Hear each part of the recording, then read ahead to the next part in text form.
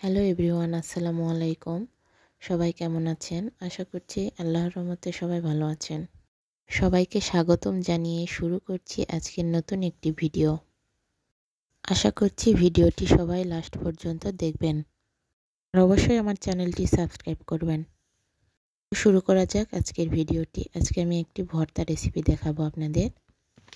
প্রথমে কড়াইয়ে আমি তেল গরম করতে দিয়েছি, তারপর পেঁয়াজ, রসুন, কাঁচামরিচ খুব ভালো মতন ভেজে নিয়েছি, একটু লালচে করে নিয়েছিলাম।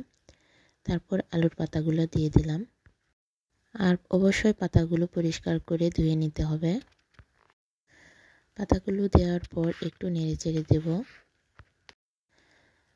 এরপর সামান্য লবণ, পরিমাণ মতো হলুদ গুঁড়ো দিয়ে দেব। তারপর টাকি মাছগুলো পরিষ্কার করে রাখা ছিল সেগুলো দিয়ে দিলাম। এরপর হালকা ভেজে নিয়ে এখানে পরিমাণ মতো পানি দেব, যাতে রসুন, পেঁয়াজ, কাঁচামরিচ সব কিছু ভালো মতন সেদ্ধ হয়।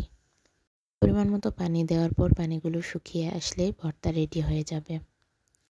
আপনারা একটু লক্ষ্য করলেই দেখতে পারবেন যে আমার ভর্তাটা প্রায় রেডি হয়ে আসছে। এখন শিলপাটাতে এটা বেটে নেব।